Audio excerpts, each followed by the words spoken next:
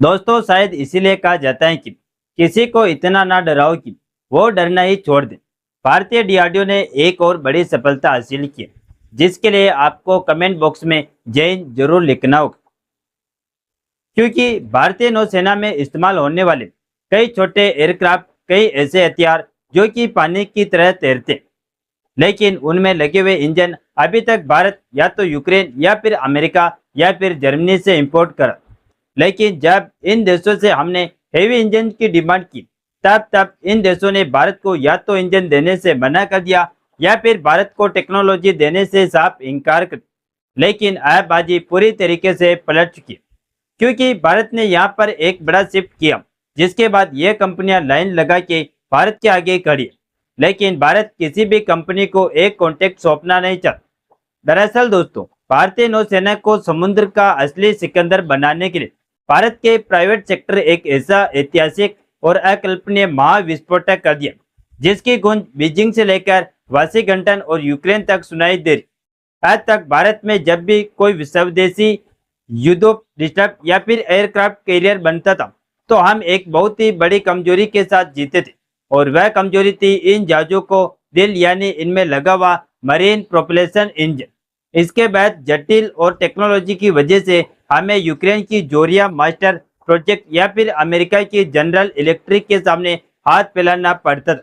लेकिन अब खेल पूरी तरीके से पलट चुका।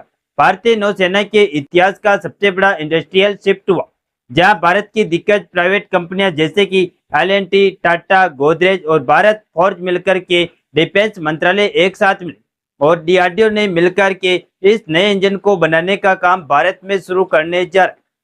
यह एक मेगा गठबंधन भी किया गया, जिससे सभी कंपनियां मिलकर बेहतर तालमेल के साथ काम कर सके। इसका उद्देश्य यह सुनिश्चित करना है कि किसी भी जटिल या महत्वपूर्ण पार्ट की सप्लाई में कोई बाधा या रुकावट देखने को न मिले। तो आइए पूरी डेवलपमेंट क्या है इस वीडियो में समझते हैं। नमस्कार दोस्तों, मैं राधेश्याम और आप देख रहे हैं KSR न्यूज 24। आसान भाषा में समझे तो मरीन प्रोपल्शन का मतलब है कि सिर्फ एक साधारण इंजन नहीं होता। इसे भारी भरकम gas turbine, diesel engine, gear box, लंबी शिफ्टिंग और विशाल पर्पल यानी बड़े पंखे शामिल होते, जिसे हजारों टन से हजारों टन बिजली युद्धपोत को 30 नॉटिकल माइल्स के आसपास समुद्र की लहरों को चीरते हुए दौड़ना होता है। यह तकनीक इतनी ज्यादा सीक्रेट और कॉम्प्लेक्स होती है कि दुनिया के मात्र 4 से 5 देशों के पास ही इसे बनाने की तकनीक मौजूद।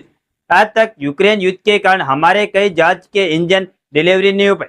सालों से डिलीवरी लटकी हुई है और इसी के चलते अब हमने बड़ा सबक लिया। इस इंडस्ट्रियल शिफ्ट के तहत भारतीय नौसेना केवल सरकारी कंपनी यानी कि इसके तहत HAL और बड़ी कंपनियों को यह कॉन्ट्रैक्ट देने के बजाय सरकारी कंपनियों पर निर्भर नहीं रही। लेकिन सरकार की मेक इन इंडिया के तहत प्राइवेट कंपनियों के दरवाजे पूरी तरीके से खोले जा चुके। इस गठबंधन में सबसे पहली कंपनी है एल&टी यानी लार्सन एंड टूब्रो, जो भारत की सबसे बड़ी इंजीनियरिंग और इंफ्रास्ट्रक्चर कंपनियों में से एक मानी जाती। यह कंपनी पनडुब्बियों के स्वदेशी प्रोपल्शन और जहाज के सॉफ्टिंग सिस्टम का प्रोडक्शन करे। दूसरी है गोदरेज एरोस्पेस। यह कंपनी गैस टरबाइन के बाद बारीक और एडवांस टेम्परेचर रहने वाली क्रिटिकल ब्लेड्स और रोटर्स को बनाने का काम करे।